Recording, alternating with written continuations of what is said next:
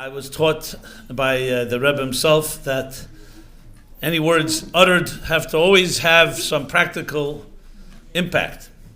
Not only some practical impact, that's the bottom line, not the inspiration, but what it evokes and causes us to do today and tomorrow and the next days. So with that being said, being that I'm the author of the book Torah, Meaningful Life, and as Molly just mentioned, let me just give you a little more background, which will help put things into context. I grew up here in Crown Heights. I was born and bred in this community. My parents are both Russian-born. My father was Russian-born, meaning that his soul is not on this earth. And I'm like a part of the furniture of this neighborhood called Crown Heights, USA. Now, I grew up in a home where I received a Hasidic and a Torah education. I went to yeshiva. But maybe what was a bit unique was that my father was a journalist that wrote for secular newspapers, and therefore I was exposed to what we call a non-dogmatic Judaism, which I know is not so common today. It was a home where ideas were explored, we were never silenced, and basically our free spirits were allowed to express themselves. I say that because I don't know everybody here in this room, but I'm sure that you yourselves or others that you may know have had different type of experiences.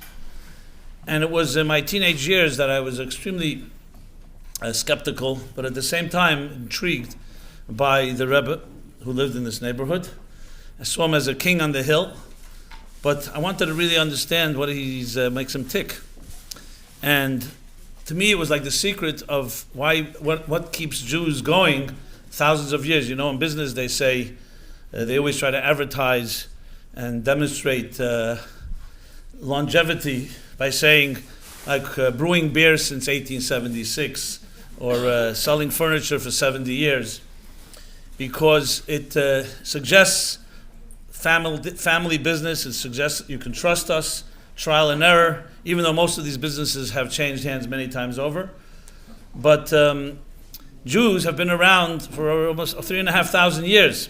So we've been in this business a long time. And it's hard to deny, even though many Jews have an identity crisis today, of what it means to be Jewish, but it's hard to deny that there's some secret to this continuity.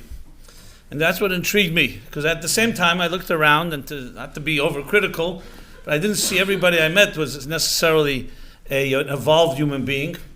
And being a teenager, like most of us, had my own rebellious stage. We won't go into details. We can compare notes another time. But I remember vividly a talk the Rebbe delivered, which addressed literally what I was going through when I was a teenager. And it was about the rebellion of young people. And the Rebbe's words were, to paraphrase, spoken Yiddish primarily, he was speaking about the rebellion of the 60s. And this is what he said. He said that some adults would have us believe that when young people rebel, it's considered to be something sacrilegious, something dangerous. They break rules, they challenge authority, and it causes trouble. And the Rebbe said that's not correct at all. The rebellion in young people comes from the fire in their soul that wants to change the world but doesn't know how, and is frustrated with the status quo. So it would be wise for adults who have more veteran wisdom and experience and seasoning to use that to help channel and guide this fire into a spiritual revolution. That was the gist of it. I was struck by these words. First of all, the relevance to me personally was profound, but also it wasn't something you usually heard from a 70-year-old Hasidic, as the New York Times would call it, ultra-Orthodox, right-wing, reactionary or whatever. And it sparked something inside of me, because it made me realize that the Rebbe, in the chain of Rebbes like himself, the previous Rebbe before him, his father-in-law, and generation after generation, straight an unbroken chain straight to Moses, were truly revolutionaries. They were not just traditional teachers. They were revolutionaries, pioneers. And Abraham stood up against an entire world, a pagan world, including his own family. And there were no synagogues to go to. He had no community to to go to. He had to build a community. And single-handedly founded what we call Judaism. Founded, I mean, not in the technical sense of the word, but began to search for God and made it something that he committed to. So, to hear these words, to me, was resonating in the sense that this is the secret. Now, here's not the place or the time to go into, so what exactly happened? How did such revolutionaries become conformists, etc., etc.? But suffice it to say, not everybody has. And the reason that you're here now is because this revolutionary called the Rebbe and his wife, the Rebbetzin, together, in their own silent way, led a revolution. But not only they themselves, they ignited revolutionary spirit in hundreds, if not thousands, of people like myself and all the shluchim and shluchas that you know in your local communities that continue to go against the tide. And this requires strength. It's one thing to just do what everybody else does, but to try to transform the world is a whole other story. So I think it deserves an ovation to yourselves and to your community, to all the shluchim and shluchas. So let's everybody give a hand to all the shluchim and shluchas that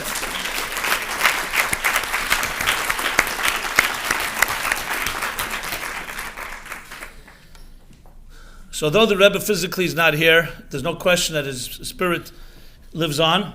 I was just asked by a journalist last year, that's 18 years, almost 17 years since the Rebbe passed on. And how is it possible that this community is vibrant? They asked me, did anyone quit their job? Did any shliach or shlucha quit? And not one did. So you wonder, where's the secret to it?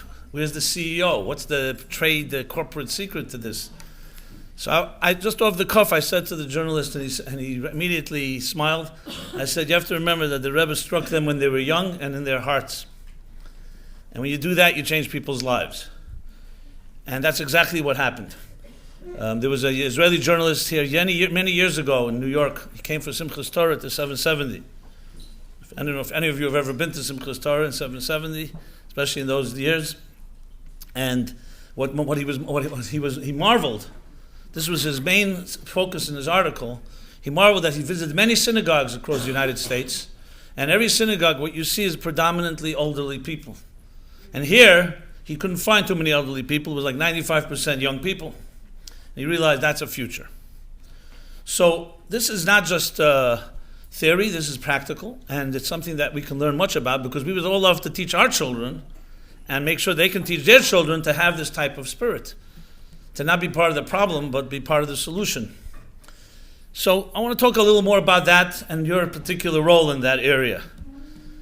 So over the years, I decided, going back to those teenage years, I realized, it took a little time, but I came to realize this was something worth fighting for and worth passionately committing to, because it was revolution. That's exactly what I was looking for, though I couldn't articulate it at the time. So I became involved with a small group of individuals who would listen, as Mali had mentioned, to the Rebbe's words. It was also extremely intriguing to me, with all the technology in our times, simply listening with our ears, listening for hours and hearing the Rebbe speak, and having to reconstruct it. We're talking here now about sometimes 5-6 hours, with no support of any notes or any tape recorders. I'm not saying this to impress you, I'm just telling you a fact.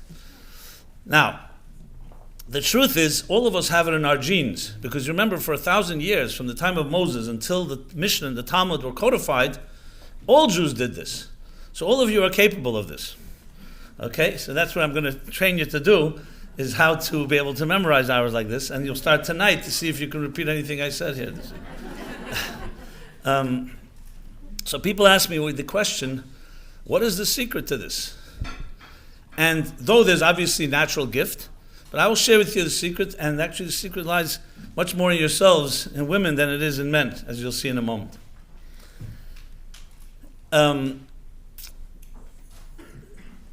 When you look around in society, which segment of society remembers things best?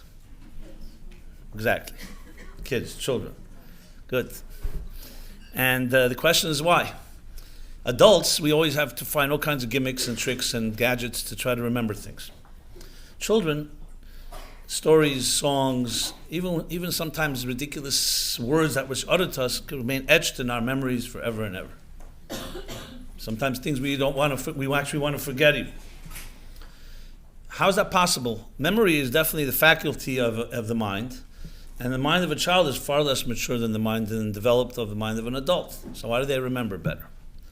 And the answer briefly is because they don't think with their egos. So let me explain what I'm saying. When adults hear somebody speak, all adults, immediately from the outset say to themselves, oh, I like the speaker, I don't like the speaker, I can make money with this, I can't make money with this, I can use it, I can't use it. We make quick judgments, and we are processing the information while it's being transmitted. Children, it may be hard to get their attention, but once you do, they absorb like a dry sponge, because their minds are not cluttered. It's a clean, new hard drive. The second point is that there are like two wheels in the brain. There are two wheels. One we'll call the processor and one we'll call the absorber. One part of your brain absorbs information. Another processes information. Being that we're already adults and have developed ideas, so when you hear something and you like it, you say, oh, this answers a question I had, this is consistent, or I disagree with it. We're processing while the words are being uttered. And when you process while you should be absorbing, there's no way you can remember it. The secret of memory is the secret of listening. So I've spoken to I've given many workshops, especially to couples. And you always hear the issue is couple therapy, you're not listening to me. And it's usually the woman that accuses the man of this more than the other way around. And the man will say, of course, honey, I heard every word you say, and he repeats it over like a tape recorder. He says, no, but you're not listening. I know you heard what I said. When you have healthy ears, you can hear. Listening is far more than hearing. Tape recorders also hear.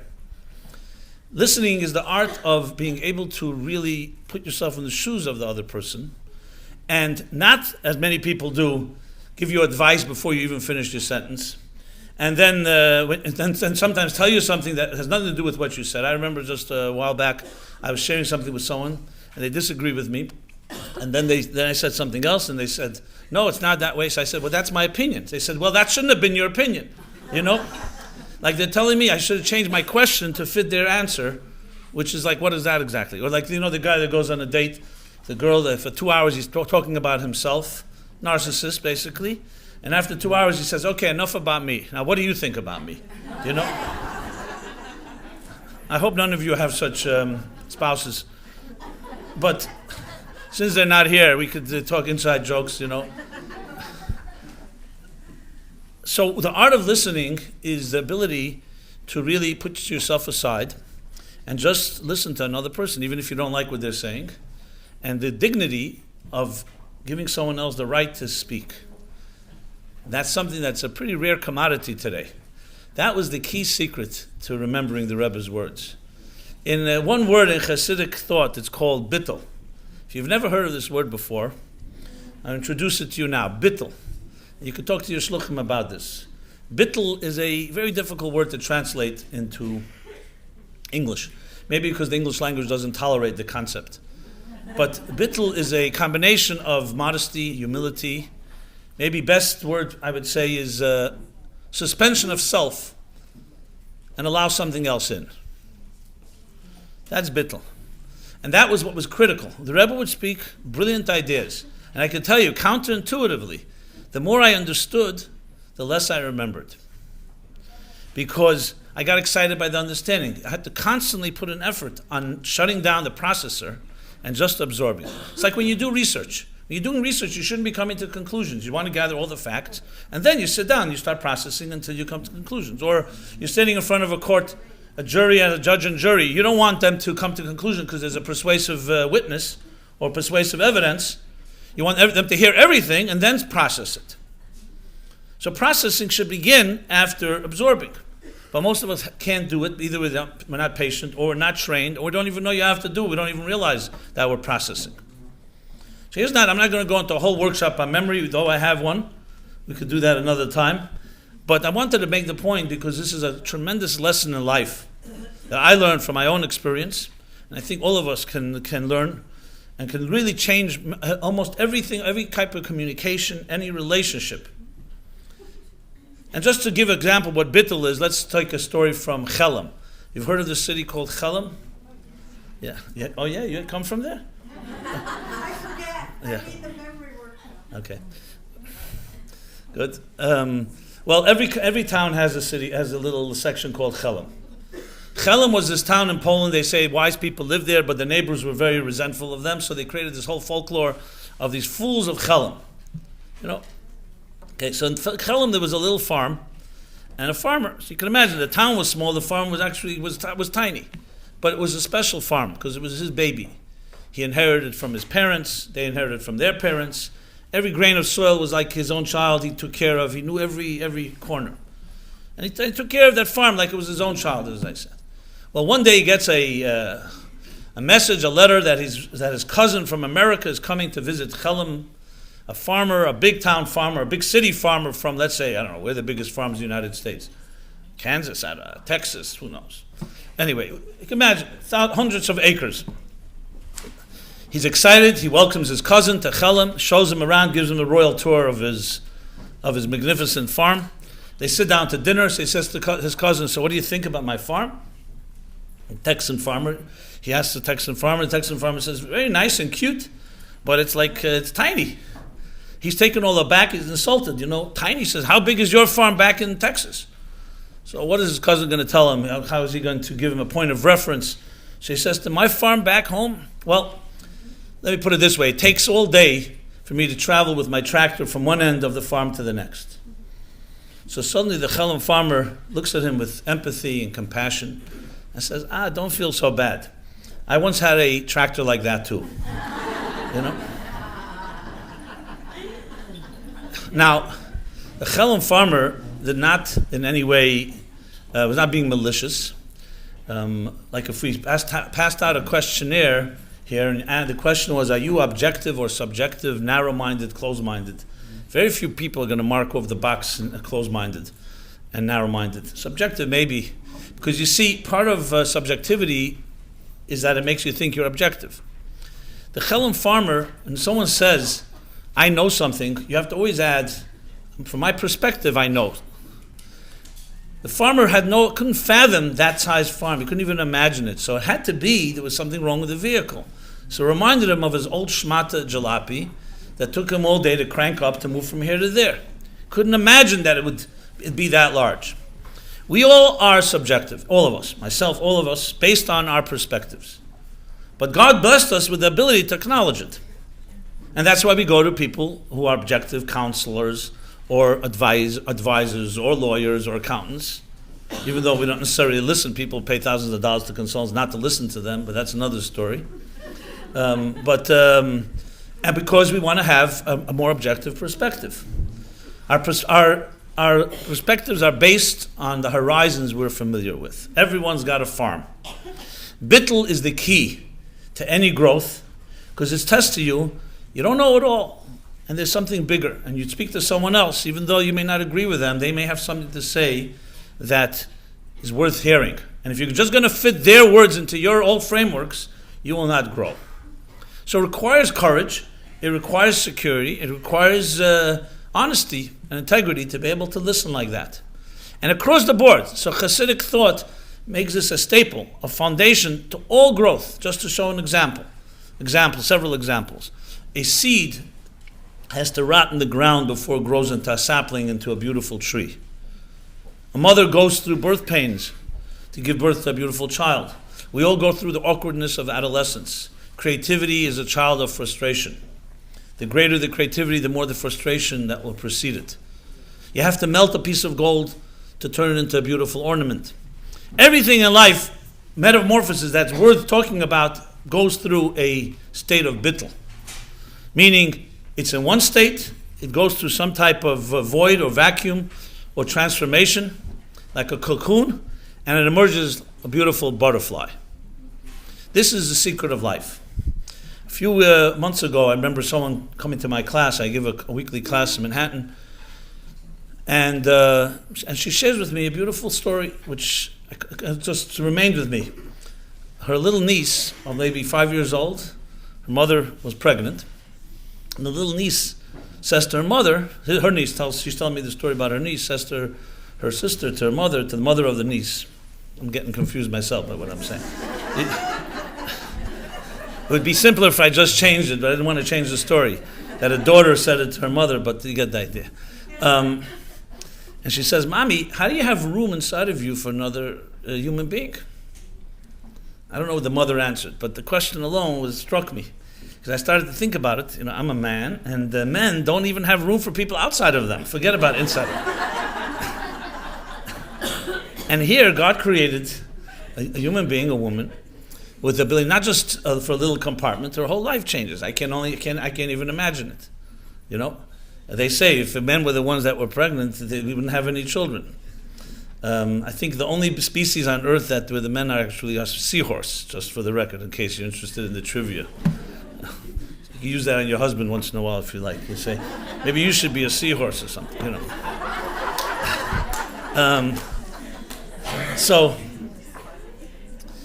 But I came to realize that it's not just a physiological thing, it's actually a spiritual thing. And it made me aware of so many of the talks the Rebbe spoke about the power of the women of this generation as I began this evening. That there is, even though God created all human beings, and God created the human being, both male and female, equal two halves of one whole, each has their role, but in some way, it seems that women have a little more bitul than men. Naturally. Can't say across the board, no one wants to generalize, but it seems that way in many, many areas in life, and especially when it came to the challenging moments in Jewish history, it was always apparent. So you all know the story of the first of all Holocausts that we suffered was at the hands of Pharaoh and the Egyptians. So this is why we celebrate Passover, and so on. Pharaoh, who thought he was a brilliant guy, and maybe he was, when he heard from his stargazers that a man will rise to lead the Jews out of Egypt, a savior, meaning Moses, he fell upon a great idea. What he'll do is, he decreed that all Jewish boys born should be thrown into the river Nile. Eliminate the problem. What happened? So the Talmud says, the Medrash says, that the men and women, the husbands and wives, had a secret meetings about this, and they said, what do we do? And the men said, you know what, we should stop having children until this crazy decree is over. We'll start killing every boy. And the woman responded, if we don't have children, how are we ever going to get out of this godforsaken place? We'll die here. Basically what they said. They said, we'll figure it out. And they prevailed, the women did. And they found ways. The Talmud says the women, when they were to bear children, would go to the fields. And of course the story in the Bible itself, in the Torah itself, was Yocheved took her little boy Moses and put him in the basket, which she made waterproof, put it on the edge of the river Nile, and that's how Moses survived. And actually Pharaoh's daughter was the one that saved him, etc. What's the message of the story? It's a very profound and very simple message. That Pharaoh, like anyone, always thinks in terms of their own power. What's a challenge to me? It's not going to be the women and the children. They can be subdued. It's the men. The men are going to want to bear arms. They're powerful, aggressive. They'll be the challenge. He didn't realize that the power of the Jews was not in armies and military and in weapons. It was in faith. And it was the women that had more faith than the men did. And that he did not know how to vanquish. He probably till this day doesn't know what happened.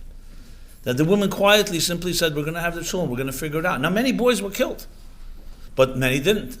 And the one that mattered, was most important, was Moses. So the subtle power of faith is a natural power of bitul. It's not something purely rational, but it's not irrational either. It's recognizing there's a bigger picture to life. And even though right now something may be uncomfortable or something may not be convenient, if you think of the bigger picture, you forego certain things to make sure that you win. You may lose the battle, but you win the war. And throughout history, you find that women always stood at the forefront. And I'm not saying this, I hope it doesn't come across in any, I know sometimes I say this, I speak to sometimes very avid and I would say even, I wouldn't say violent, but aggressive feminists. And I've been around, and some of them start saying, okay, you're starting to patronize and all that. I'm telling you, these are not made-up stories. This is the history of our history. Not to think that I have anything against men. Men did also play a role, so we can't say they're not at all valuable. I hope you all agree that they play some important role, right? I mean, the fragile male ego needs to know that they at least are an accessory to the story here.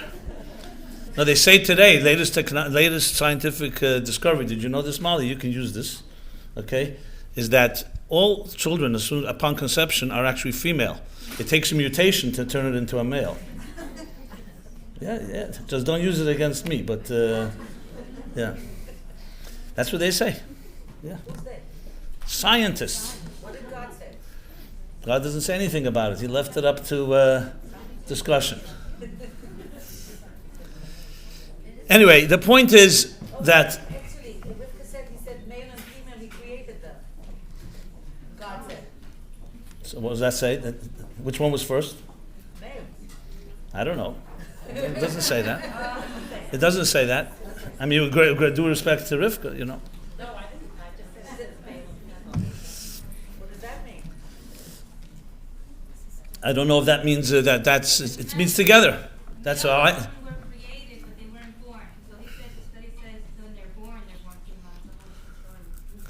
Okay, listen. You know how it goes. The story goes that a man wears the pants in the family, and the woman tells him what pants to wear. So what's the difference at the end of the day?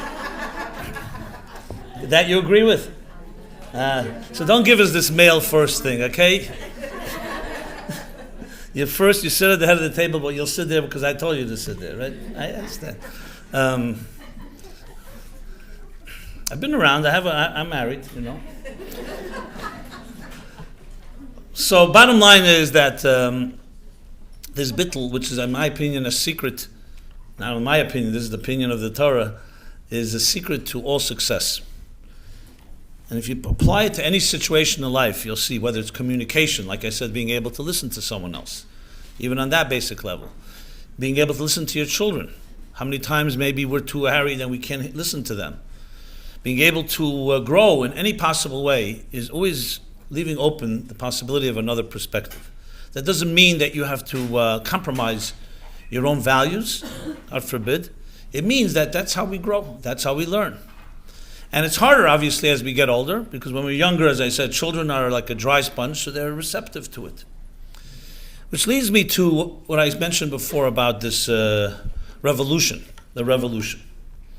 You know, this is sometimes not so politically correct, because we live in a society where there's so many different standards and mores. But I can tell you, from day one when the Rebbe assumed leadership, and though, as I mentioned, which tonight is Chav Bei Shvat, the 22nd of Shvat, is the 25th yahrzeit of the Rebbe's wife, the Rebbe's in 1988, that she was very quiet, very private. We knew not much about her. But there's no question that the Rebbe and her were one, and you could tell in many different situations and different stories that we've heard. And I want to share one, but before I go there, I wanted to say was that from day one of the Rebbe's leadership, and this is the early 50s, which was not so popular, the Rebbe immediately began, one of the earliest things was empowering the women of the generation. And he insisted that they not just be housewives and mothers and wives, but also to be partners of their husbands in leading and being influenced in their community. Now this was the Rebbe's position about everybody. He wanted everyone to be leaders and not followers. But particularly with the women, he took special attention because he realized, I guess, and anticipated that this would be a critical component in the challenges that would be coming up ahead. So the story I wanted to share was with the Rebbetzin, being that today was her yahrzeit, and the gathering, the Kinus Hashluchas, is in connection with her this special day, which was a sad day, to be very honest. 25 years ago, it was hard to see the Rebbe grieve like he did openly. And I can tell you personally, I sat at the feet of the Rebbe for many years. When the Rebbe's mother passed away in 1964, it was very private and you couldn't really tell. I mean, you could tell he sat Shiva and all that, but besides that, it was very discreet about it. And 1988, in contrast, it was very, very obvious in every possible way. I mean, literally, the Rebbe crying publicly, speaking about her. He moved his whole operation in the office to the house where they had lived. I mean, and you could see he went out of his way to make sure that everyone understands how much impact. He did things that beyond that had to be done. Like, he didn't have to move to his house, but he chose to do that, to honor her, whatever the reason may be. There was no Farbrengen that passed that year where the Rebbe did not mention her. And he would say, V'hachayit na liboy. Her name was Chaya Mushka. Hachayit na liboy, and the living shall take to heart. and he instituted different customs. The idea of having birthdays, that we should celebrate birthdays, it was a direct honoring her on her birthday, 25th of Adar that year. He established different organizations. I mean, it was very obvious, and it was also very painful to see, because the Rebbe was showing his vulnerability in a way. And it was clear that it was an equal partnership. And though, as I said, she was much more a silent partner, not so active in the community, but that didn't make it less impactful. And it reminded me of a story with the Rebbe, that there was a couple once came to see a Rebbe, a shliach and a shlucha, and the Rebbe turns to the wife, the shlucha, and says, I hope that you are being an equal partner with your husband in the work that you do in your community. She says, well, I try my best. That's the way she put it. And the Rebbe said, in America they say when you say you're trying your best, it means you're not doing anything, So she said, well, to be honest, it's hard and so on, but we do host every Friday night. We have the people, and she described some of what she was doing. But she was already being open, so she says to the Rebbe, to tell you the truth also, I rarely feel appreciated. My husband's the one that gets all the compliments, which is great. I have no problem with that, but you're not appreciated, really, all the work you do. So the Rebbe looked at her and said the following. He said, you're absolutely right. We live in a world people often don't appreciate what they should appreciate. But I'll just tell you something that you should remember. That when people compliment, in this superficial world, they compliment, and they come to a beautiful home, they compliment the curtains, the furnishings, the chandelier, the paintings on the wall. You never hear anyone say, oh wow, how powerful a foundation must be under this building that keeps it going. You never hear anyone say it. Because frankly, no one even knows what a foundation looks like, and no one thinks about it. So again, the Rebbe said, absolutely wrong. They should be thanking you and acknowledging. But just remember that in this world, the real things are never really appreciated. The story I wanted to share with the Rebbetzin was when I personally heard from someone that happened with. We don't have many stories, so this one I thought it was quite interesting, nice little story, nice anecdote. Was in the mid-60s, she would come visit 770, where her mother lived. So I don't know if you're familiar with some little Chabad history. So when the previous Rebbe came to America, they finally bought the 770, the synagogue was in 1940, and the Frierdiker Rebbe, the previous Rebbe, lived on the second floor with his wife, Rebbe Medina. And the third floor was the oldest daughter, and the Rebbe had his office on the ground floor, but he lived in a different place. The Rebbe Chaimushka, meaning the second daughter, would come often after her mother passed away in 1970. But till that point, she would come very often, almost daily, to visit her mother. So one day she pulls up, and she comes out with a bunch of bags. She had gone, obviously, shopping for her mother. It was the middle of the summer, and she's walking up the steps, and then a little boy, who I heard the story from, he's already in Olam Ha'emes, he's passed on, he died prematurely, his name is Yosef Yitzchak Tevel. He runs over to the Rebbe and says, can I help you with the bags? So she gave him a few bags. They walked up the steps to 770. As they came into the synagogue, near the elevator, the Rebbetzin noticed that he had a cast on his arm. He had broken his arm. He must have been playing, or she had a white cast. And she noticed that. She says, you don't have to bother. You could leave the bags here. But he insisted. So he went up with her in the elevator to the second floor. And when she went into the apartment of her mother's, he said, wait out here. So he waited. She came back a minute later. She brought this big, like a roll of chocolate coins. And she gave it to him, the kid, so she gave it to him like a so-called gift. And he had this chutzpah, so he says to her, does anyone speak Yiddish here? Okay. I'll say it in Yiddish and I'll translate. The chutzpah I know everybody knows. So she says to him, it's just nice, and I'll say it in the original, then I'll translate. He says to the Rebbetzin rather, he says, Rebbetzin, ich komme von einer chassidische Mishpache. I come from a Hasidic family. And uns hat man aufgehört, and us they educated, aber schas mit tut a teve für Eid, nehmt nicht kein Abzahl, und speziell für Rebbetzin. When you do a favor for a Jew, I was taught, you don't take payment and reward, especially from the Rebbetzin. That's what he said to her. Little kid. Anyway, he told me that the Rebbetzin gave him this broad smile from ear to ear, and she said the following. She said, dacht sich mir, als ich komme echt von einer chassidischen Mishpach. Which means, I believe that I also come from a Hasidic home. Remember, she's only the wife of a Rebbe, the daughter of a Rebbe, the granddaughter of a Rebbe, the great-granddaughter, 7 generations of Rebbes. It doesn't get better than that. And she says, so dacht ich mir, ich komme echt von einer chassidischen Mischpache, und uns hat man nur gehört wird, als beschaß mit Gita Eppes, nennt man, was bezahlt guten chocolate. And she said that I also presumably come from a Hasidic home, and us they taught that when you're given something, you take it, and especially a good chocolate. That's what she said. Now, I know it's a nice little cute story, but if you know the caliber of the people we're talking about here, every word counts. And I've thought about these words because there's sometimes in humility, or false humility, we refuse sometimes to say, hey, it's not for me, I'm too small for this, I'm too big.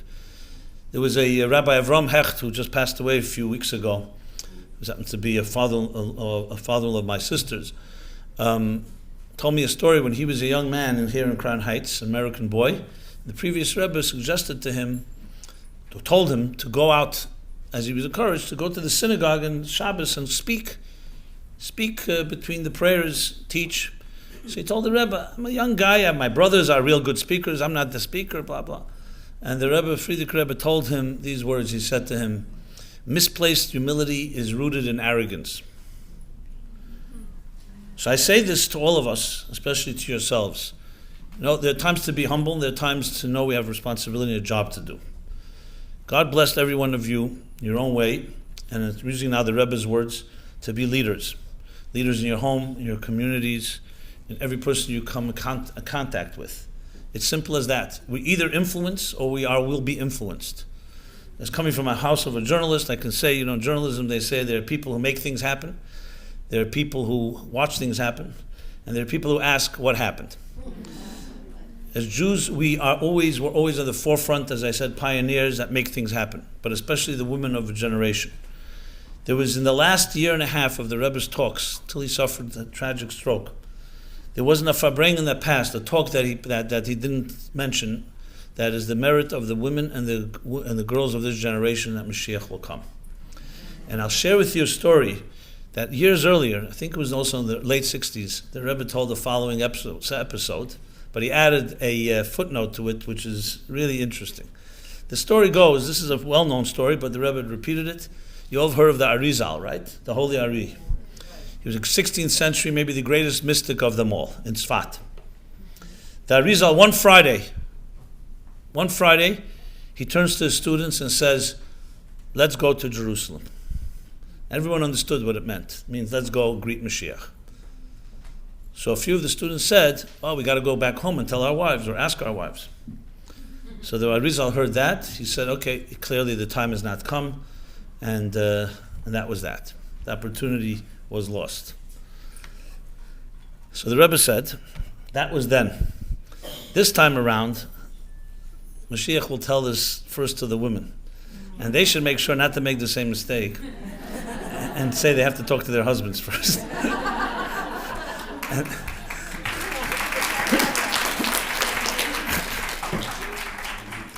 And so they'll go, and trust me that the husbands will follow. Now, of course, God forbid that the Rebbe felt that the men was not respectful. What did Arizal mean? The men shouldn't go tell their wives? It's not nice. When you're running off to Jerusalem with Mashiach and leaving us here in Tzfat, Clearly, obviously, the coming of Mashiach is not something that comes every day. And obviously the world would find about it quickly. It wasn't a point of abandoning. It was a point that we had an opportunity, and we have to just go. When you're in a war, you go. One of the most beautiful compliments that I heard this from so many parents when in this community, when students would grow up, whether boys or girls, and they would start leaving and traveling to different communities. So sometimes it would just be for the summer, or for a year, a different school, and so on. And the Rebbe would often say to the parents, he would thank them, he says, thank you for bringing your children to this point, and I'll take over from here. This was always seen as the biggest merit for parents, because it means that we did something right, We mobilized these kids. And it was interesting because the Rebbe once wrote in a letter to somebody who said, well, my aged grandmother doesn't really want me to go. So the Rebbe wrote a letter to the mother saying, when it comes to war, how could you build an army if you have soldiers who have to go ask permission from their mothers every day? And I think I say this, even though I may sound controversial, because I think the greatest merit for any parent is to see, I have married children, is to see their children learn to fly. And you want to empower them to be even better than we are. Now, God forbid, not in any disrespectful way, but on the contrary, it's the greatest merit. So I want to bless you all that you should see children and grandchildren, whatever age you're going through, whatever stage you are in life, that will make you proud, make your husbands proud, make the communities proud, that will really take this to another level. And it's our role, seriously, our role is to engender, is to plant these seeds from the earliest age of our children to know they can change the world. And this is not just a Jewish message, this is a message, I could say, psychologically. Imagine the power of children knowing that we can be on the offense, we don't have to play defense, that whatever comes our way we can deal with. Not only can we deal with, we can change the world, literally change the world. That we're not bystanders, and we're not observant Jews observing others in that sense. But we are proactive, that we are ability, as I said, to make things happen. So you have that particular mission. And it was time and again, 3 times a year, the Rebbe would speak specifically to the women, a special gathering, and it was always the message, the underlying message, that you have the power to change the future. Now, obviously, men have their role, and that's not the discussion here right now, but this, I think, is a critical message because it can carry on not just today, but when you go back home to your communities. And it's the message that children need to hear more than anything else, that they are sent here on a purpose, and they have the ability to fulfill God's unique mission given to them. Every one of us is indispensable, has a unique mission that no one else but you can fulfill. I believe that each one of us would feel that way, which really means, in different words, to be a shliach or a shlucha. What does that mean? It means to be an ambassador, a messenger. You were chosen to be here on this earth for this time because you can do something that no one else but you can do. Tell me if there's more powerful message than that. And what would it preempt if each person felt this way? How many issues and challenges and emptiness and all the other blues that people go through in life. So I want to bless you all in the merit of this special day, the 25th Yortzeit of the Rebbe, who together with the husband, as I said, created a revolution. The revolution continues on. It's our role today to carry the baton, the leg of the marathon that has been carried for thousands of years. And it's an awesome responsibility, an awesome gift.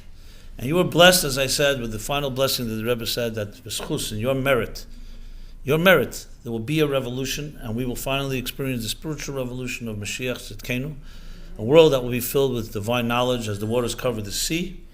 And what better pride that you could feel that you were part of leading that revolution. Thank you very much.